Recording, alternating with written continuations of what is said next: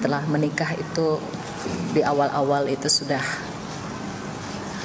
ada perbuatan-perbuatan tidak beradab yang dia lakukan kepada saya. Dia tidak ubahnya memperlakukan saya seperti pelacur, padahal saya ada istrinya. Padahal saya adalah istrinya. Marah ya Habib Putra. Menikahi Syarifah yang darahnya bersambung dengan Nabi Muhammad SAW sampai hari kiamat ibadahnya ditolak oleh Allah Subhanahu Wa Taala, terkecuali bisa mengembalikan keperawanan Syarifah. Bisa. Bismillahirrahmanirrahim. Assalamualaikum warahmatullahi wabarakatuh. Alhamdulillah, wassalatu wassalamu ala rasulillah. Maba'an ihbati billahi azanillahu wa iyyakum. Teman-teman yang semoga dirahmati Allah Subhanahu wa taala. Kembali di sini teman-temannya kita akan mengupas masalah tidak jauh teman-teman, yaitu masalah perhabiban. Karena mungkin dengan adanya konten-konten seperti ini, para muhibin akan cepat sadar atas kelakuan dari para bibib gadungan ini, yang mereka berkoar-koar selalu katanya mengaku keturunan Rasulullah SAW. Namun di sini teman-teman ya, adab mereka kepada istri mereka saja itu jauh dari apa yang dilakukan oleh baginda kita Nabi Muhammad SAW terhadap istri-istri beliau. Di sini teman-teman ya, saya akan menampilkan bagaimana perlakuan dari Habib Jindan yang malah membuat istrinya ini tertekan. Bahkan di dalam cerita dari istri Habib Jindan ini teman-teman ya, itu sungguh kritis. Beliau ini menyatakan bahwa kelakuan Habib Jindan ini membuat istrinya ini tertekan dan sampai dirawat di psikolog katanya. La haula wala quwata illa billah teman-teman ya. Coba mari kita langsung simak saja teman-teman ya pernyataan dari istri dari Habib Jindan ini. Dan semoga orang-orang yang selalu mengeluh-elukan para Habib gadungan ini, semoga dengan melihat ini cepat sadar dan segera meninggalkan orang-orang yang mengaku Ahlul Bait ini. Coba kita langsung simak videonya. Sebelum menikah dengan dia, saya tidak pernah sampai seperti ini ya. Setelah menikah itu di awal-awal itu sudah ada perbuatan-perbuatan tidak beradab yang dia lakukan kepada saya. Sejak awal menikah dengan dia sebenarnya saya sudah dalam perawatan psikolog, psikiater. Sampai puncaknya itu akhir 2022 ada beberapa hantaman secara seksual, secara mental, psikis, secara ekonomi. Saya merasa sebagai istri diperlakukan seperti budak ya. Bahkan seorang budak pun masih dimuliakan, diizinkan untuk hamil oleh seorang raja. Tapi saya tidak diperbolehkan hamil. Beginilah teman-temannya cerita singkat dari istri Habib Jindan ini. Katanya beliau ini sempat mengalami perawatan psikolog karena batinnya itu tersiksa. Bahkan beliau ini, istri dari Jindan ini, sampai-sampai katanya sering sekali diperlakukan tidak senonoh, bahkan disiksa. Dan lebih mirisnya lagi teman-teman ya, istri dari Habib Jindan ini tidak diperkenankan untuk hamil. Nah ini bukti nyata teman-temannya bahwa memang kelakuan dari orang-orang yang mengaku keturunan Rasulullah SAW ini sudah sangatlah keterlaluan. Karena apa? Rasulullah SAW itu memerintahkan kita kepada umatnya tentunya teman-teman ya, untuk memuliakan para istri-istri kita tentunya.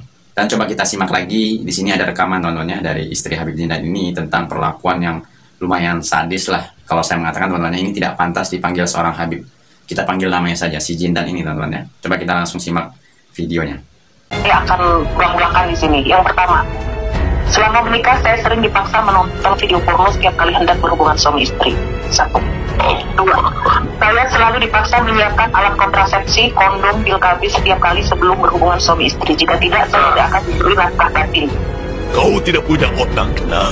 Dan saya sampai sempat dirawat di rumah sakit jiwa kurang lebih setengah tahun gara-gara di Dajjal ini.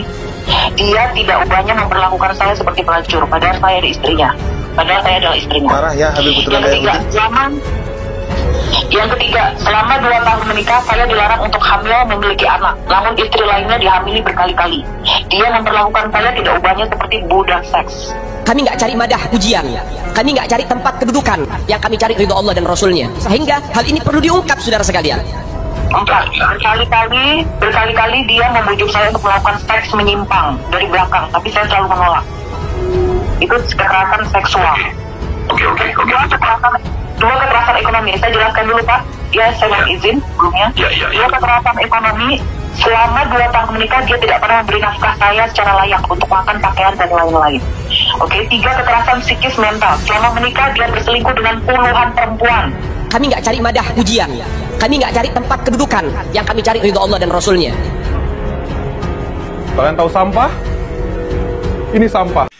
Tadi sudah sangat jelas sekali teman-teman ya, apa yang diungkapkan oleh istri dari Jindan ini. Istri dari Habib Jindan ini disuruh tiap malam itu menyiapkan alat kontrasepsi. Dan untuk apa gunanya seperti itu? Itu kan istrinya yang sah, kok malah pakai alat kontrasepsi. Dan yang lebih mirisnya lagi, di dalam cerita dari Habib Jindan tadi, di sana beliau mengatakan katanya sampai-sampai mau disetubuhi dari arah belakang. Kok kelakuan seperti binatang seperti ini teman-teman ya? Padahal Rasulullah SAW sudah jelas sekali menekankan, yaitu larangan berhubungan suami istri, yaitu melakukan di tempat di belakang atau di dubur. Itu sungguh-sungguh dilarang dalam agama Islam teman-teman ya. Tapi malah seorang yang mengaku keturunan Rasulullah SAW ini malah perlakuannya tidak lebih dari seorang binatang. La haula wala quwata illa billah.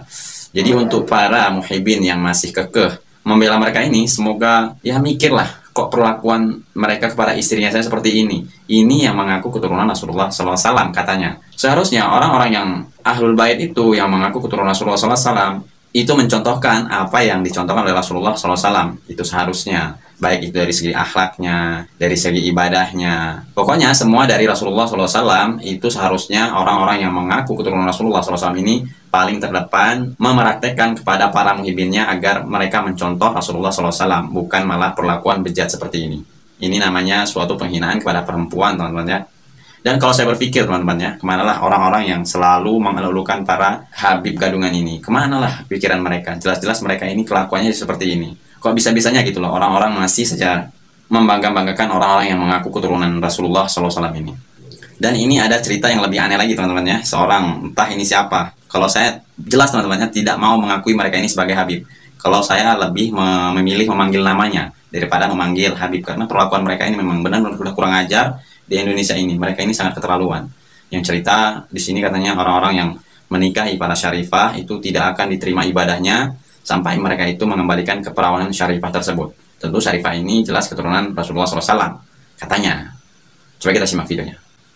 Seorang yang bukan habaib, bukan daripada Bani Alawi, menikahi syarifah yang darahnya bersambung dengan Nabi Muhammad SAW sampai hari kiamat, ibadahnya ditolak Allah Subhanahu wa taala, terkecuali bisa mengembalikan keperawanan syarifah tersebut. Bisa mengembalikan keperawanan syarifah tersebut.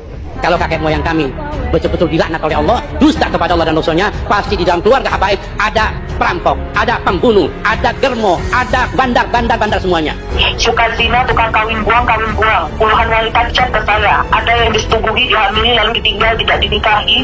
Ada yang sering dikirim gambar-gambar porno, dikawin beberapa hari, minggu, langsung dicerai paksa. Ada bukti chat-chat korban semua masih saya simpan. Lalu selama 2 tahun menikah, kami tidak pernah tinggal 24 jam.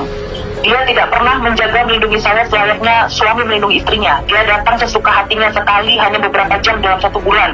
Bahkan saya sering ditelantarkan sampai 3 bulan. Lalu saya ditinggal. Saya tidak ubahnya seperti pelacur buat dia. Dan saya ditelantarkan sampai detik ini. Ya Bapak, akibat adanya banyak kekerasan tersebut, saya pernah mencoba bunuh diri berkali-kali karena saya merasa buruk, saya merasa diperlakukan begitu hina. Saya mengalami depresi berat, akut sampai dirawat di rumah sakit jiwa hampir setengah tahun. Ada bukti rekam medisnya, semua sudah saya serahkan ke penyidik.